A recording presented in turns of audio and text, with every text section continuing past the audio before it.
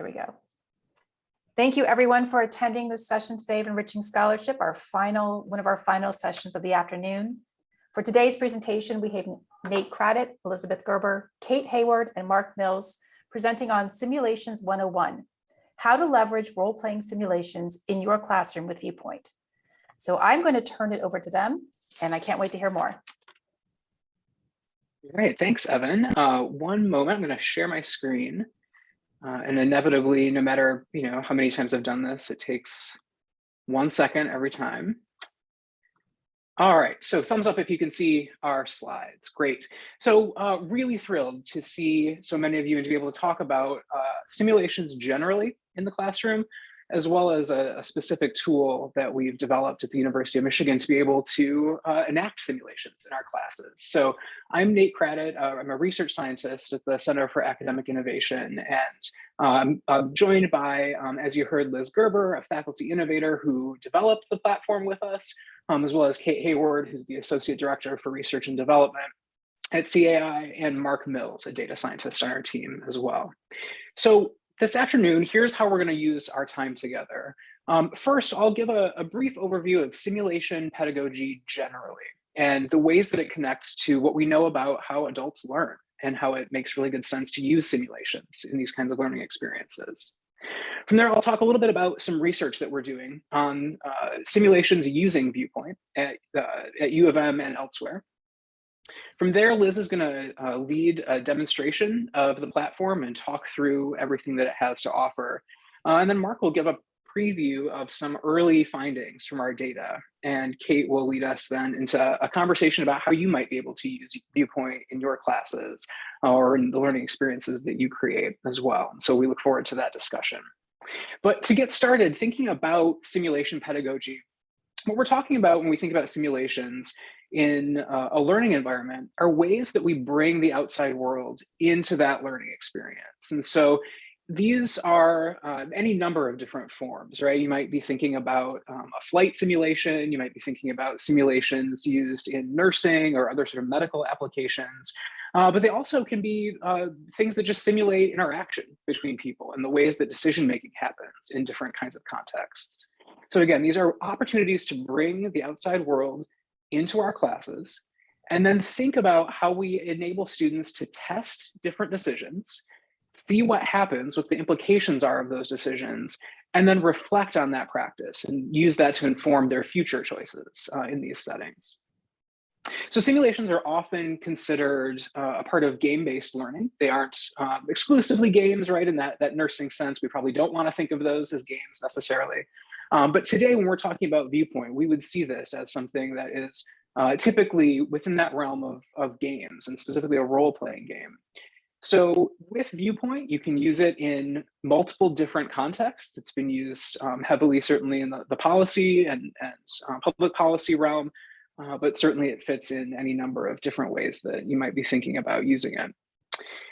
When we think about the ways that simulations are used in the classroom, we also think about the fidelity, right? So are these things that are really accurate in ways that we can enable students to practice skills in very realistic ways, such as that medical situation or in flight training, but with a lot lower stakes. So mistakes can be made and learned from without there being any actual harm caused, right? That's a really high fidelity, low stakes way of thinking about it.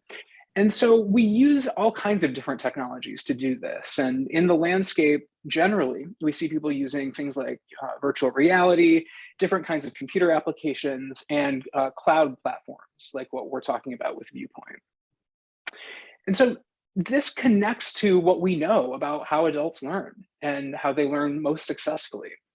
So when we're thinking about how we design learning experiences for adults, whether it's a simulation or generally in our classes, we think about how we recognize students' existing knowledge and then build opportunities for them to practice that knowledge and expand it.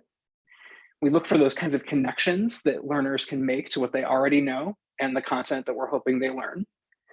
We also want to build in ways for them to be self-directed and make choices along the way. So it's important with adults that we're thinking about how they get to choose the learning experiences that they take and the paths through those as well. And then lastly, we always want to think about practicality and relevance. It's important that adults see the ways to put immediately into practice what they're learning. So if you're interested in going a little bit further with this, I've got a couple of theories on the right of your screen as well. So some theoretical backing for this idea of simulations comes from first Mesereau and John Dirks and others who do work on transformative learning, which is really rooted in the idea that learners have inflection points. We all do. If we think about times in our life where something happened to us that caused us to pause, reflect, and maybe change paths or make new decisions. But we can engineer those in the classroom and cause students to have those points where it stands out to them, they stop, reflect, and feel transformed as a result of that experience. And we also see some backing for simulations from the work of Kolb in experiential learning. So thinking about how students learn by doing in many ways, and not only doing, but reflecting afterward on what they've experienced as well, and using that reflection to inform future choices and their pass through future similar situations. So we see some past researchers fairly recently doing some work on simulations. And so what they would tell us is that simulations allow students to, again, try different options, make a choice, and then see what happens, and then reevaluate based on the implications that they've gone through. We also see some evidence that simulations, particularly in college classrooms, lead to enhanced recall of the content that we've hoped that learners picked up, as well as an ability to transfer knowledge into other settings. So when we're thinking about transfer to the workplace, to a leadership position on campus, we see simulations being really effective for that kind of work. And then lastly, again, there's this opportunity to build in inflection points, to build, in many cases, a twist into the scenario that maybe learners aren't expecting, but that causes them to reevaluate their assumptions and choices and make new decisions on the fly. And so when we think about moving into our own research, we see three core skills here that we're hoping to understand a little bit more about. First is problem solving. So understanding how learners work together, following multiple steps toward a solution. Then how they communicate and build communication skills through these experiences, as well as how they make use of critical thinking and expand critical thinking skills. And so for our research, and again, this is sort of a preview, Mark will talk more about some early findings, but we're in this work right now.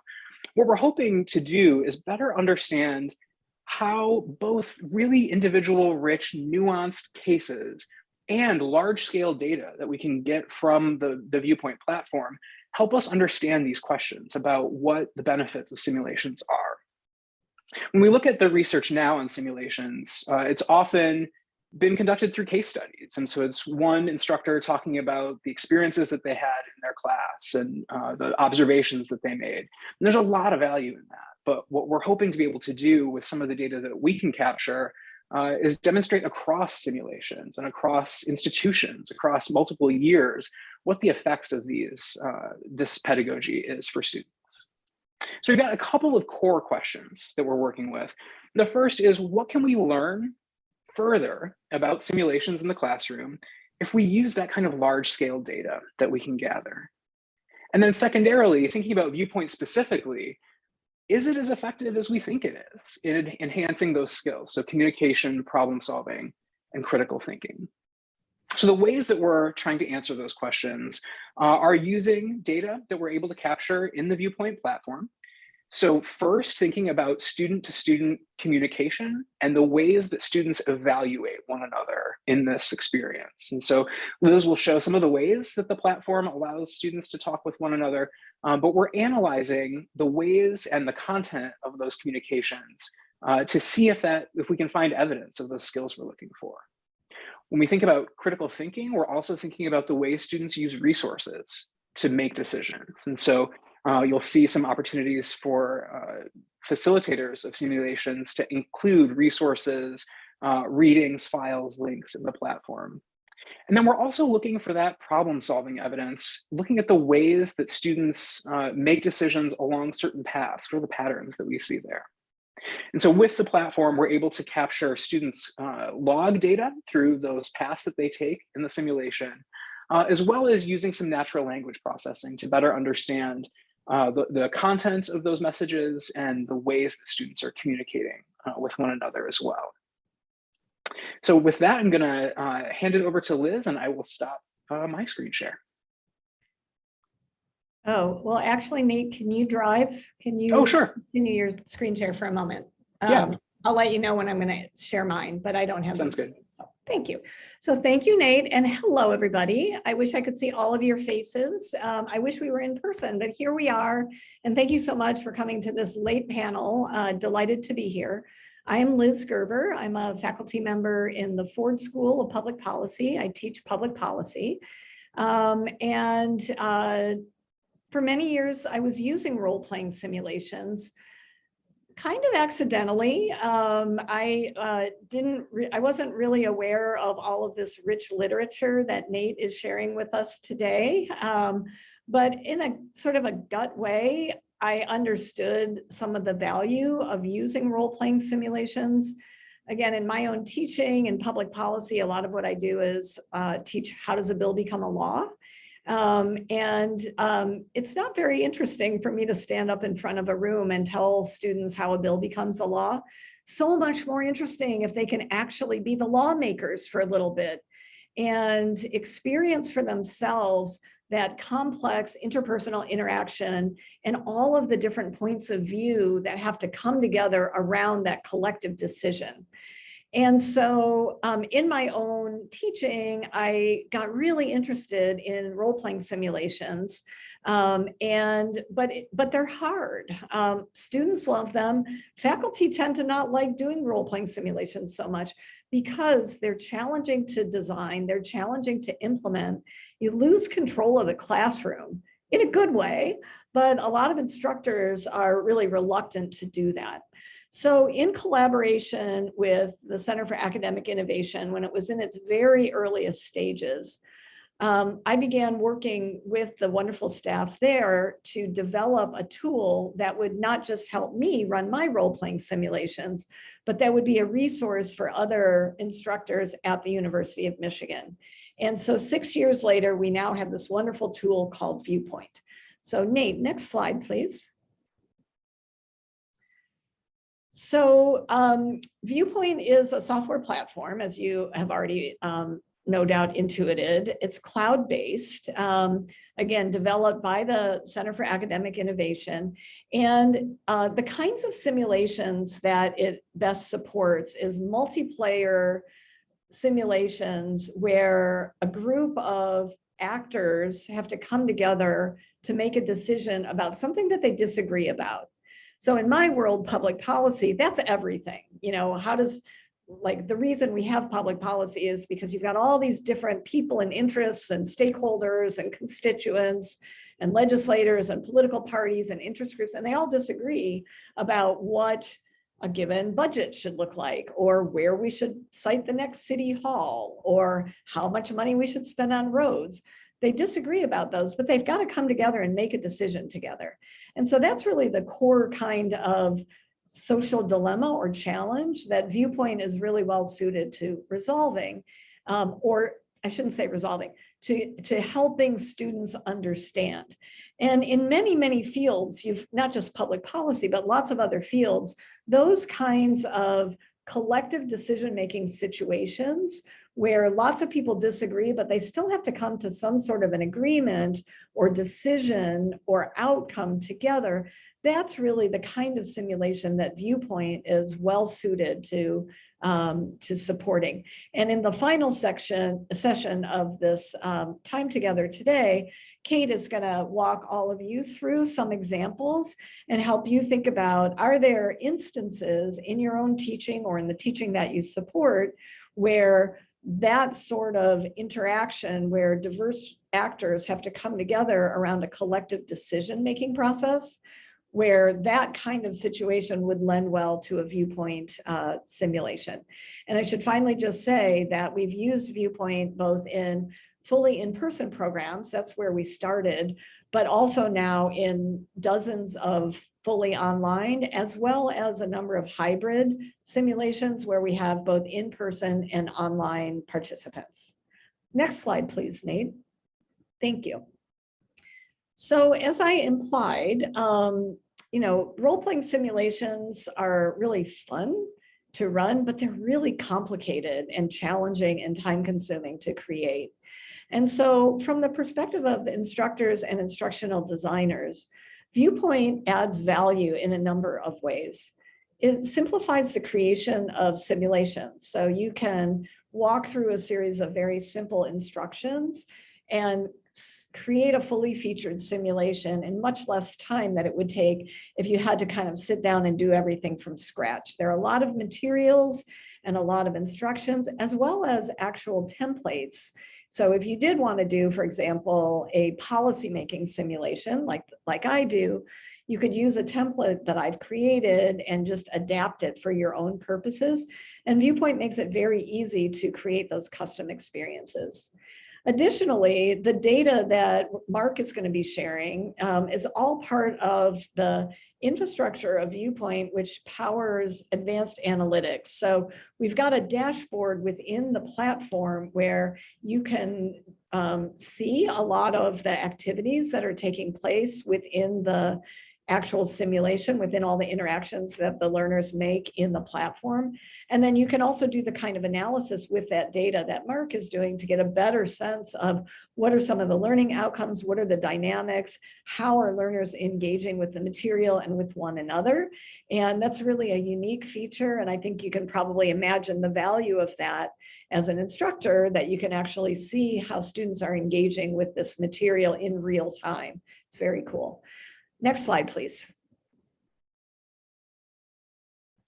And then finally, I'll talk about what ViewPoint does for learners. So in the sort of basic paper and pencil simulations that I used to do, the students were really engaged. And so there's kind of like, I should say there's like nothing wrong with doing a basic simulation without technology, but there are a number of features of ViewPoint which I think really enhance the learner's experience. One is there are a number of features that support much more robust engagement, peer-to-peer learning, and interactions with their fellow participants in the simulation. I'll show you a bunch of those in a minute. Second, it just makes the whole classroom experience livelier, both while they're doing the simulation, but I have found that in many of my classes, after we do the simulation, those conversations continue. It's kind of building on what Nate had said about enhancing learning and retention. Students remember what they were talking about in the simulations, and oftentimes those conversations continue into other class sessions outside of the simulations, which I think is super valuable, sort of creates these linkages across the course. And then finally, what students actually do in the platform and in the simulation itself is development of very important leadership and decision-making skills. And the platform supports that. It's really the simulation that encourages them to develop those skills and practice decision-making and empathy and so on. But the platform supports it and makes it really easy. So does anybody want to see the platform? Since I can't see your faces, I'll just assume that you're all nodding yes. And I'm going to show you my screen and show you what ViewPoint looks like. And I'm going to stop sharing that one, and I'm going to share. Oops. That's not what I meant to do. Oh, I'm sorry. I knew this wasn't going to be as seamless as I thought it would be. Let me just pull it up. Can you guys see my screen? Not yet. Okay. Let me try that again. Here we go.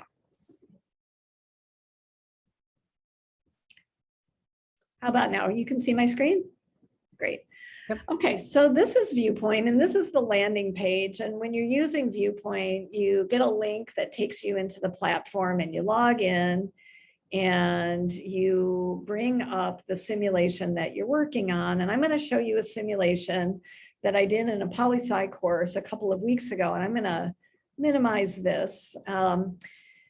And this simulation, in this simulation, the students were role-playing US senators, real US senators, who were considering a real bill that had been introduced in the US Senate in 2021 that would require all states to allow universal mail-in voting. About half the states allow anybody in the state to vote by mail, but about half of them don't. And this bill would require all states to allow that voter access. And I'm not going to show you everything that the students did because it's a really rich simulation, but let me just show you kind of a high-level overview of the student experience.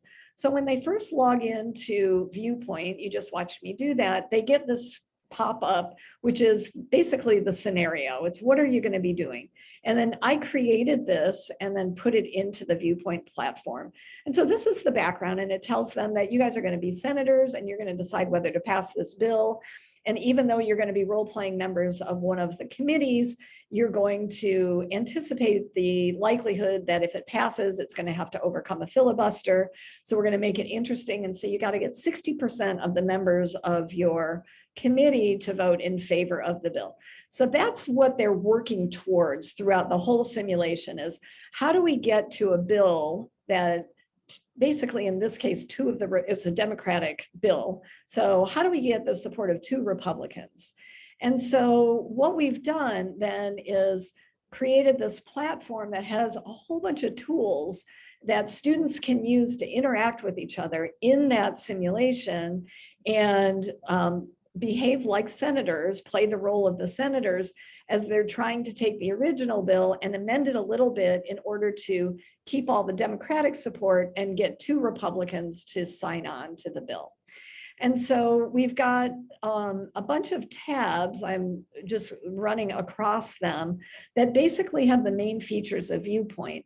There's a directory of all the groups and roles. There's a messaging feature that allows students to send messages to one another. There's a schedule that has all of the events, what they need to be doing at each point in the simulation, so they know what they're going to be doing and what they need to be anticipating in the future. There's a tab where all of the resources, both links and files that the students need to do the role playing are all stored. So in this case, there's the text of the bill, there's some news articles that give arguments for and against universal mail voting. There's other background materials, the rules of the Senate Rules Committee, which they were simulating, and so on. And then there's a set of surveys, which are basically votes. So the committees first took some straw polls, and then they voted on different versions of the bill, and then they made a final vote, and that's all done within ViewPoint as well. Then some of the fun things that I really love about ViewPoint is we've also got what we call news. It's really a social media feed. And here you see that all of the students who are role-playing the senators were tweeting both to one another, but effectively messaging out to their constituents outside of the simulation. And what this feature does is obviously it just makes them really play the role, lean into the role and speak in the voice, right in the voice of the senators. So what did Senator Ted Cruz have to say on this day back in March? He said, "This bill is nothing more than a power grab from the left that will undermine the sanctity of the electoral process. The American people deserve better." You can imagine that, right? And so this is where the students, one of the places where the students get really creative and lean into the role playing. I think it's a lot of fun and the students do as well. So this is just one example of a simulation, but it just gives you a sense of kind of the look and feel of ViewPoint as well as some of the features. As I just briefly alluded, we've used ViewPoint in lots of different settings, in a mock court, in a criminology department where people were trying to figure out where should we place a new prison in a community.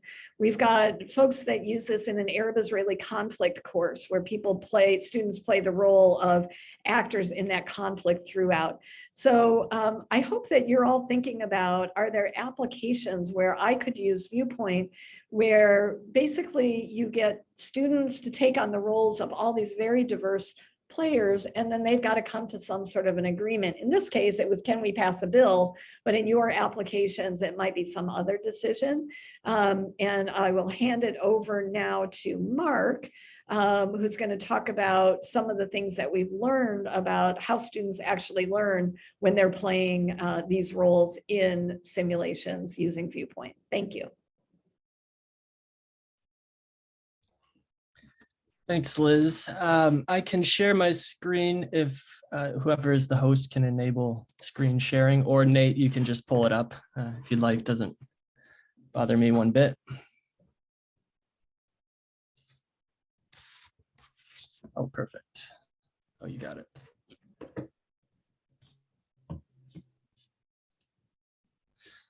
Okay, so I think one of the important features, at least from my perspective, some of the data scientists, so of course, I think one of the important features of ViewPoint is that it enables these sort of advanced analytics that allow you to do, at least be able to ask questions from an instructor perspective, as well as from a researcher perspective.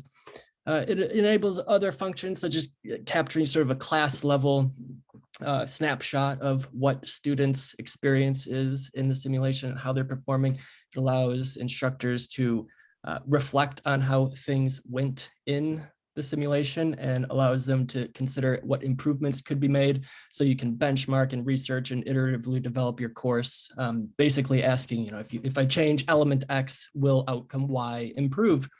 And then, of course, another important feature I think that it enables is it allows a multitude of measures to be taken. So not just the sort of survey and retrospective reporting accounts that are quite common, but also behavioral measurements.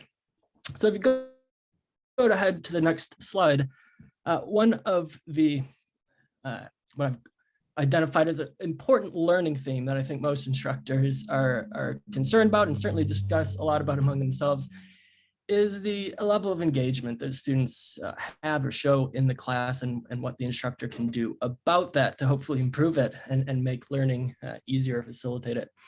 And so I think engagement is one of those things where we all know what engagement is, but it also kind of poses a problem in the sense that we might all have different sort of ideas of what engagement is. So for the time being, I'll just say it's some amount of a bunch of different things. Importantly, these things tend to be expressed in real-time behavior. So what ViewPoint allows you to do is capture behavior in real time and assess, hopefully, measurements that map maybe a bit more directly onto the construct of interest. And so engagement, if we're thinking about response patterns, it could be a variety of different things. Here I have a plot of the number of words each message contains on average. But these can be things like the number of characters in a message, the number of messages sent. But broadly, the important thing is it's some sort of behavior that we can quantify. And so here we can see that the average message across the 3 different types of messages that get sent, those being messages to other individuals, messages to the group that you're a part of, or the messages that you post in those news feeds that Liz was showing, those messages on average tend to contain about 25 words. So if you go ahead to the next slide, another important feature empowered by advanced analytics is we can ask, what do these messages reveal about thinking? This can be quite complicated if you're doing things in person. It's hard to track all of the different things that each individual says and then hold the various multitude of what individuals are saying in some sort of summary representation to reflect what the class is talking about as a whole. So as analytics can come to the help here. And one of the things that you can do to try to glean what is being discussed in the simulations is what they call parts of speech tagging. You'd be surprised what you can learn from just what these messages contain in terms of their parts of speech. And by that, I mean nouns, verbs, adjectives, and so forth. So if you just plot a frequency histogram of what is actually contained in these messages, one thing that you find is the first 2 highest bars you see on the left there, those are nouns. So the most commonly discussed part of speech are nouns. People are talking about people, places, or things.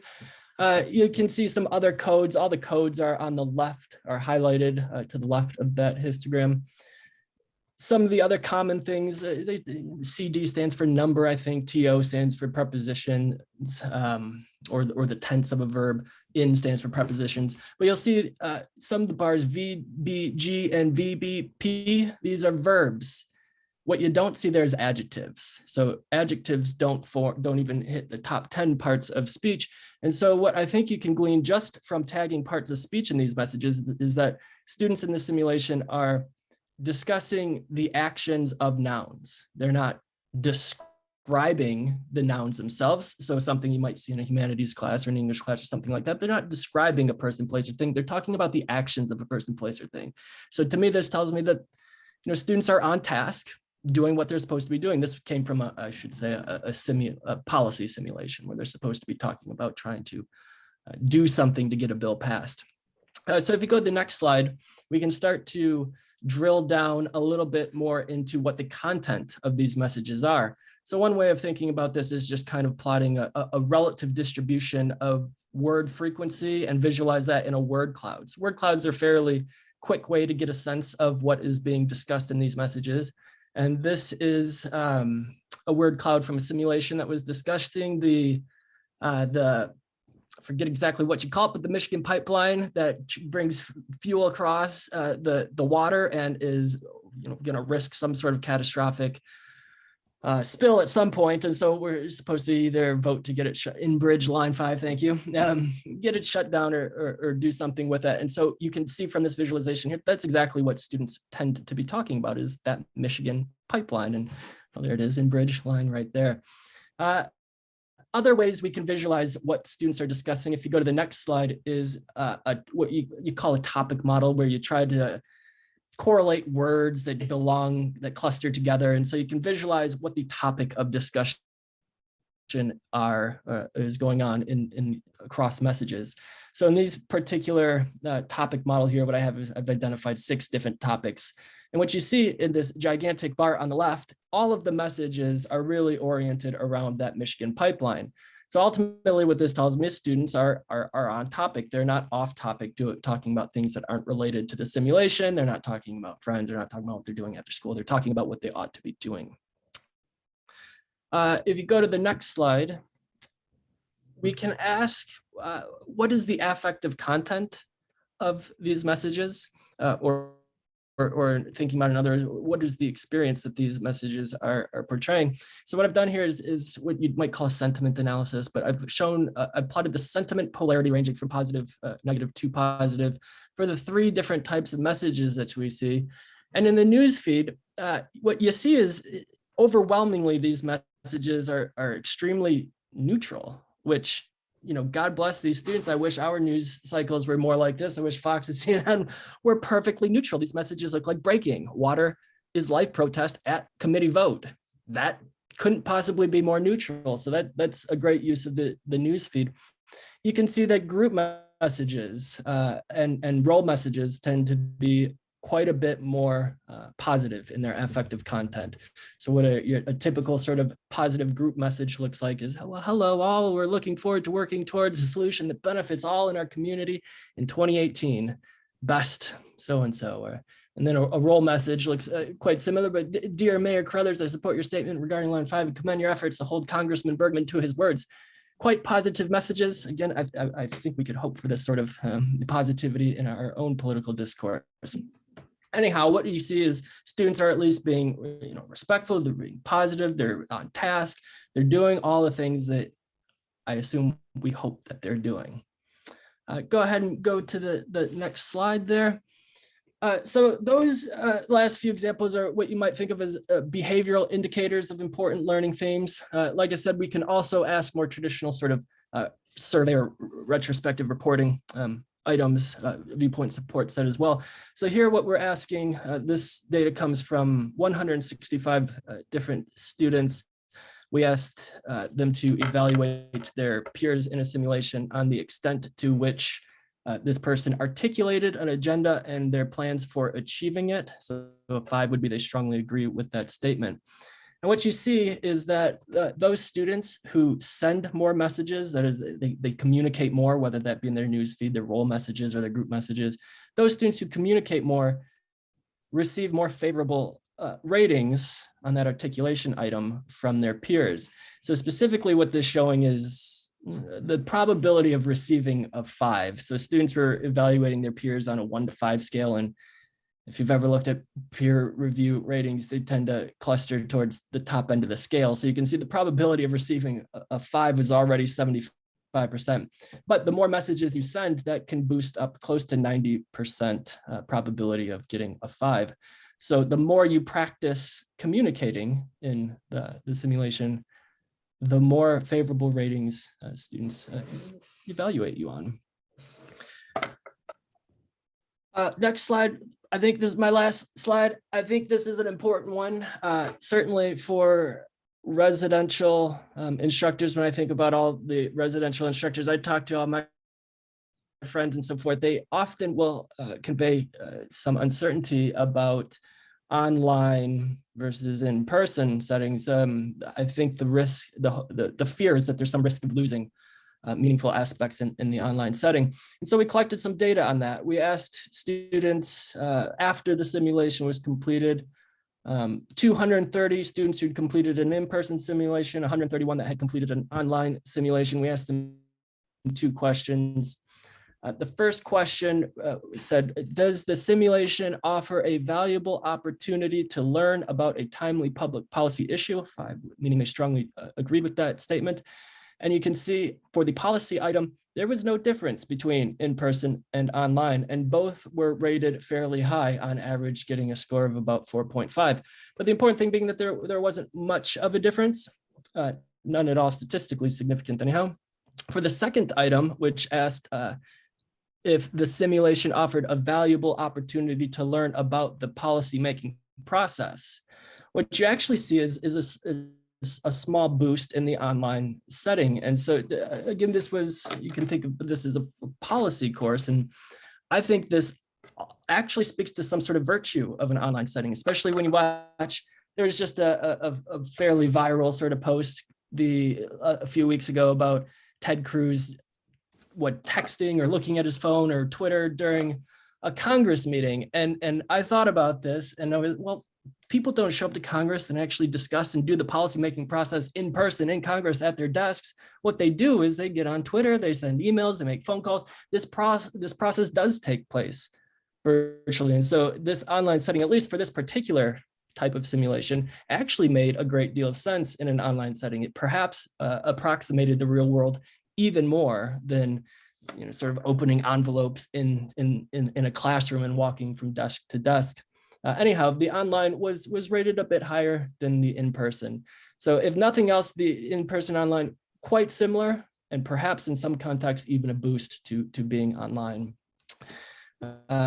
So that's the data that I have to share with you. And I would just reiterate that I think the important thing here is the ability to capture a lot of data, in particular, a multitude of data, not just the self-reported retrospective accounting, but also the real-time behaviors that can't be captured outside of some sort of platform easily, which makes it difficult to ask empirically, is what you're doing effective, and do any changes that I make lead to improvement? So I'll turn it over to Cait. Wonderful, thank you. Okay, so the first thing I just want to do, we've had a chance to hear about some of the pedagogical and theory foundations. We've had a chance to hear a little bit about the platform itself and about how we're really starting to dig into the research. And one of the really interesting things that we're navigating is that its simulations to date have really been studied in these very close contexts, right? It's really been a case study methodology, looking at a single simulation at a time. And so ViewPoint gives us this really interesting opportunity to sense make how simulations work at scale and really start to study different types of simulations, which is really exciting for us as researchers. And particularly so because, as we've learned with and from Liz, over the last 6 years, there's such profound learning experiences going back to Nate's framework of transformative moments. So the first thing I just want to do is, we've thrown a bunch of stuff at you. What questions do you have? What clarifying questions do you have about what we've been talking about?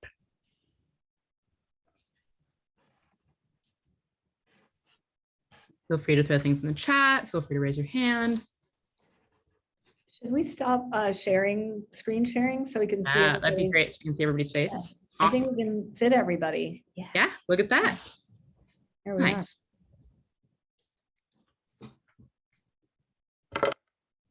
I'm trying my best, teacher. Wait.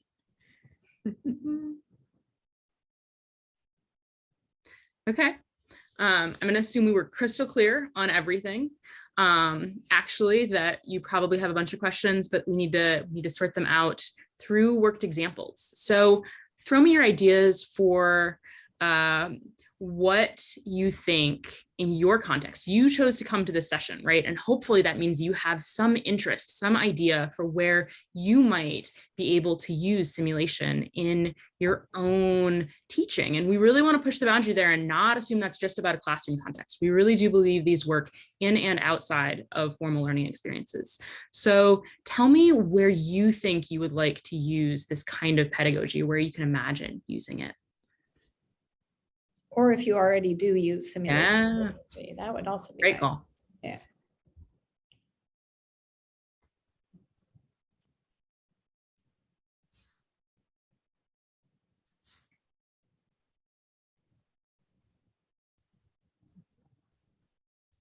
Okay, so we've got a question. One thing that wasn't clear to me, is it possible to create a semester-long narrative RPG, like choose your own adventure sort of thing? Absolutely. That is one of the things that ViewPoint really enables. It could be, we've seen simulations that are as short as a class period and as long as a semester, right? You could do a year-long one, right? But the really interesting challenge for you as the designer then is how to build out that content, have probably some semblance of where at least the next piece is going of that, what's the next chapter of that book, but then also allowing it to respond to what the learners do in that experience. Liz, what are some of the examples you may have seen of longer run simulations? Yeah, I briefly mentioned this Arab-Israeli conflict course. That's actually not being run at U of M, it's being run at Boston College using ViewPoint, but they've done it a number of times. And so each semester, at the very beginning, the instructor randomly assigns the learners, the students in the course, to one of the real players in that conflict, whether it's government decision makers, whether it's NGOs, whether it's civil society groups, all the different actors that have a stake in the outcome of that conflict. And then each class, they present materials, and then the students argue points back and forth from the perspective of their assigned roles. Now, in that case, you get one role and you play it all the way through the semester. You could also imagine switching it up at some point. I don't think they've done that at Boston College, but if I were doing a class like this, I think I probably would. So, one for maybe part of the course, a learner could play the position of, the US Secretary of State, and then, in another, they might be, an Israeli civil society group, and another, they might be a representative from the PLO or whatever the many groups are.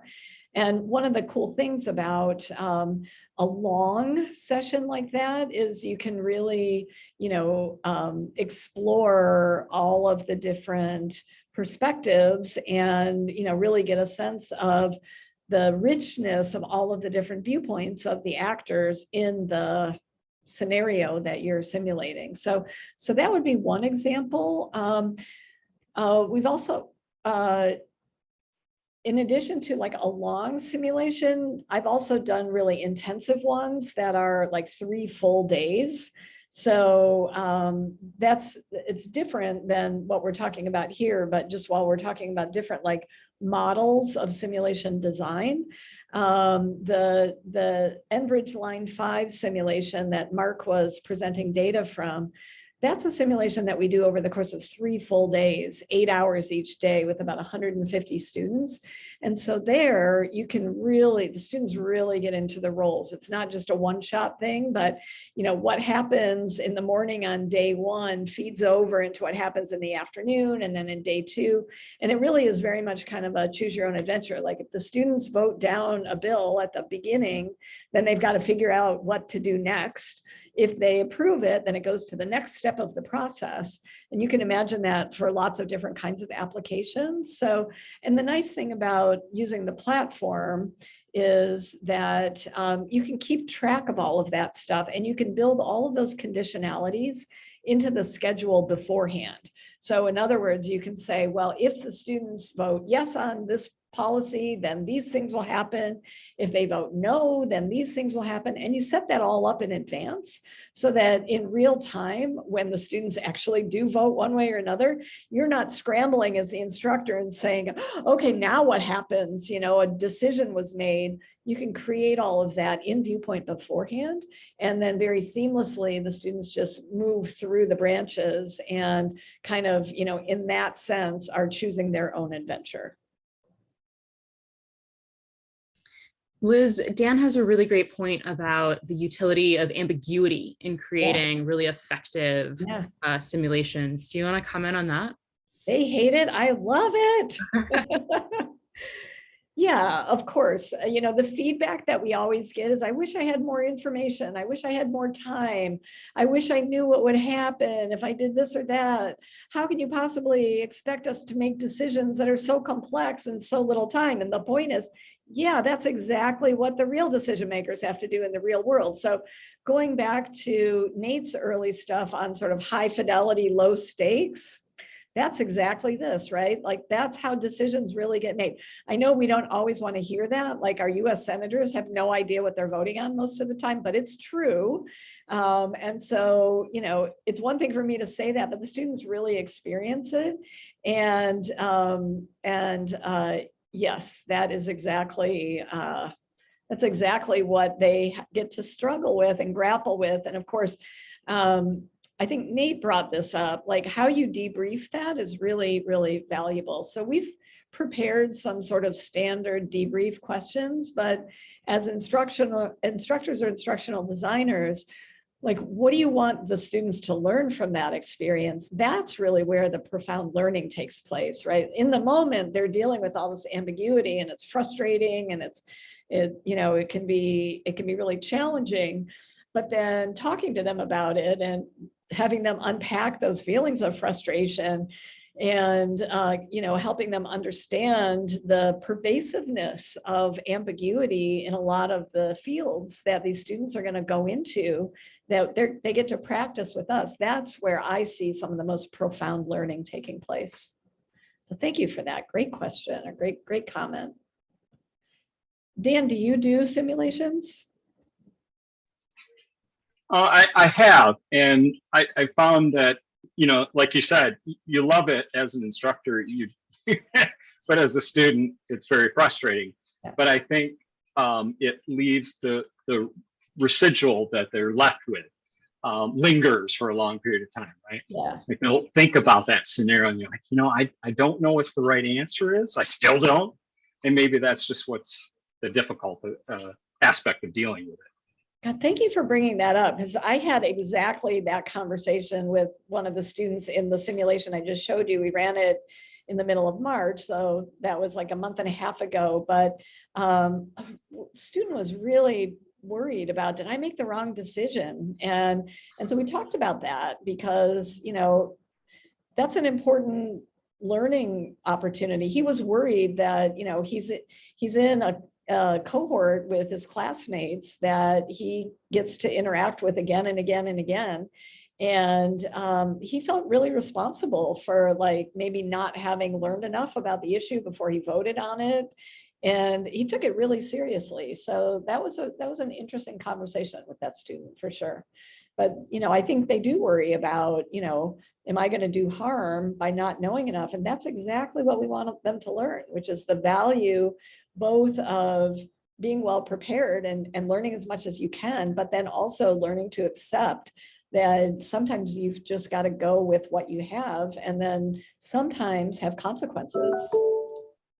So thank you, Dan. Yeah, Pete? Yeah, I've been struggling or interested in a concept that relates to simulation, and I have no idea whether this could be used. In the chat, I noticed somebody say it could be used even for a single class. So if I can just quickly outline something. So I've often related to policy, I thought of this issue of a big class that I teach that Evan and Cait are quite familiar with, exercise, nutrition, and weight control. And so I try to get students to think through this little conundrum that we have. We highly subsidize corn.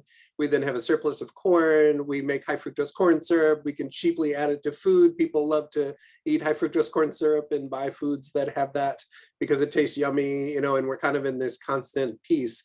Is this something that could be simulated in some way? Like, it kind of blows my mind to imagine how I could make that happen, in a short period. It seems really complex. Do you imagine it to be something I could do?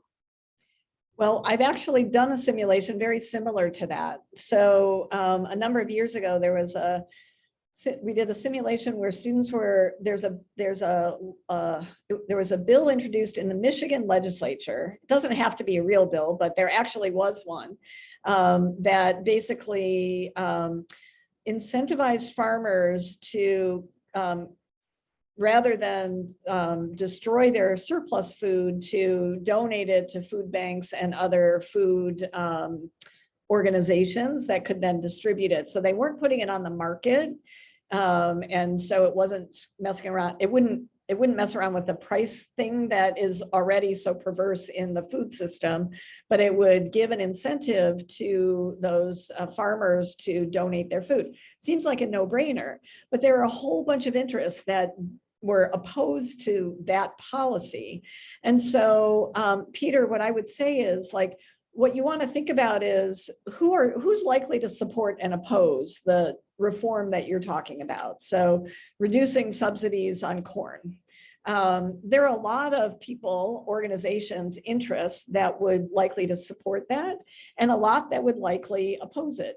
And you could, as simple as assigning to your students, you folks get to role play the interests that oppose it, and you folks get to role play the interests that support it, and go do some homework and figure out what the arguments are, and get together and decide what you think the strongest argument for and against are, and have a little debate in your classroom and see if you can move people from one side or the other. Or you or somebody could even be the decider and say, try to persuade me and come up with your best argument for and against. So I think in that case, what you're doing is not just looking at the policy, which is useful, but then also encouraging the learners to really take seriously the opposing viewpoints that they may disagree with. And it's always better, I think, when a student has to play a role that they disagree with, but it's also valuable to play one that they do agree with and try to sort through some of the nuances. And then they can work together. Then you get the other benefit of collaboration. So they're teaching each other about other interests that are similar or different from theirs. And then you can use ViewPoint to scaffold all of that, assign all the roles, provide materials. The students can communicate with each other either asynchronously or within the classroom. You could have a hearing, you could do lots of things when you're together in your classroom. But the real value, I think, is having all the materials that the students would need to set up their research and learning and collaboration. So yes, we can do that. If you want to, let us know. Liz, am I right that you can also take a single simulation design and run it concurrently? So you could take your large course, Pete, and actually have groups of like 10 to 12 students in each set. And then you could have them discuss, like, what did they come to? What were the strong arguments? What was weak? Thanks for mentioning that, Cait. The simulation that I showed, the one where Ted Cruz was speaking, we actually had 4 times as many students. There were 72 students, and the committee that they were simulating had 18 students, 18 members. And so we broke them up into 4 identical committees. So there were 4 Ted Cruzes, 4 Mitch McConnells, 4 Nancy Pelosi, no, not Nancy Pelosi, she wasn't in this, she's in the House, 4 Dianne Feinsteins, et cetera. And then that one was fully online. So they met in separate breakout rooms and did their work together. and then came up with their own proposals, voted on them, and then convened together in the next class session and talked about what each of the committee, they started at the same point. They were all the same actors, but they came up with very different proposals. And then that was also a very interesting conversation to have with the learners as well. Yeah.